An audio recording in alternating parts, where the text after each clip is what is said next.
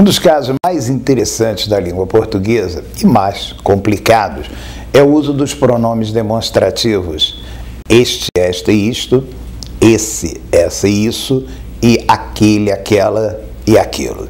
Muita gente se enrola, se perde. No entanto, tudo parte da noção dos pronomes pessoais. Repare, este, esta e isto equivalem a pronomes de primeira pessoa, no caso eu, nós. Esse, essa e isso, aos pronomes de segunda, tu, vós, ou, no falar brasileiro, você e vocês. E, finalmente, aquele, aquela e aquilo estão ligados a ele, ela, enfim, a terceira pessoa. Siga, por exemplo, isso que eu vou mostrar. Imagina que eu tenho um livro, eu sou o falante, e ele esteja na minha mão. Aí eu digo assim, este livro é meu. Se, no entanto, o livro estiver com você, você que é meu interlocutor, eu diria, por favor, me devolve esse livro, porque ele é meu. Já se nós estivermos falando, eu com você, de um terceiro livro, que não está nem comigo, nem contigo, está, por exemplo, com um dos nossos produtores, aí eu diria assim, vamos lá pegar aquele livro. Esse é o uso básico dos pronomes demonstrativos. Este, esta e isto para a primeira pessoa. Por exemplo, ao me referir à minha camisa, eu digo, esta camisa é minha. Ao me referir, por exemplo, à camisa de um dos nossos, quando eu vestir, né?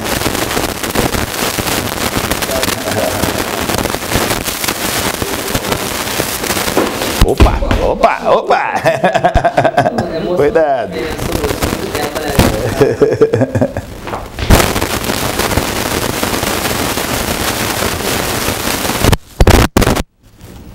Não é aí não, será que é?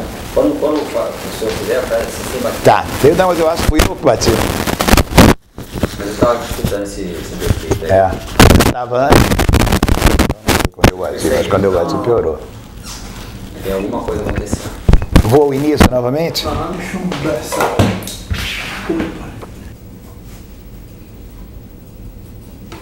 Um dos casos mais interessantes e complicados da língua portuguesa está no uso dos pronomes demonstrativos este, esta e isto, esse, essa e isso, aquele, aquela e aquilo. Na verdade, tudo se baseia na relação com os pronomes pessoais. Este, esta e isto se relacionam com a primeira pessoa, com os pronomes eu, nós.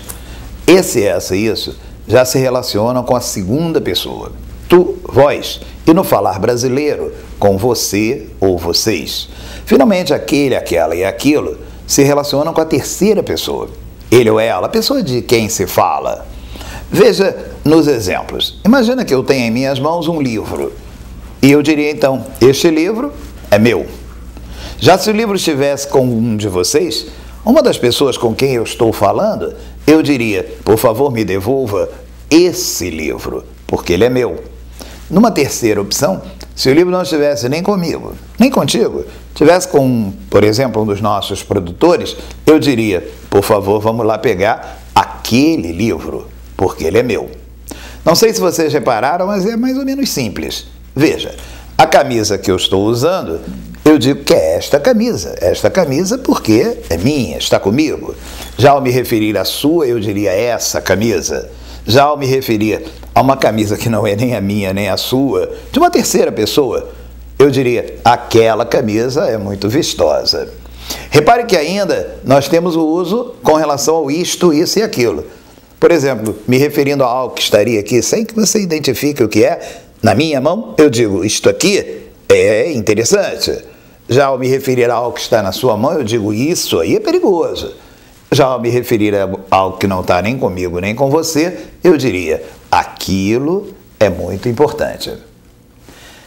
Existem ainda os chamados casos textuais referente ao uso dos pronomes demonstrativos este, esse e aquele, esta, essa e aquela, isto, isso e aquilo. Como é que aparecem esses usos textuais? Na construção do discurso. Repare, por exemplo, uma fala em que apareça um personagem dizendo, vou embora. Se esse vou embora vem antes da enunciação, Por exemplo, vou embora. A menina disse isso, reparou? Com certa tristeza. Por que isso? Porque já havia sido citado. Se eu trocar a ordem, eu já digo assim: a menina disse isto com uma certa tristeza. Ponho 2 pontos e aí sim vem a frase: vou embora e não volto mais aqui.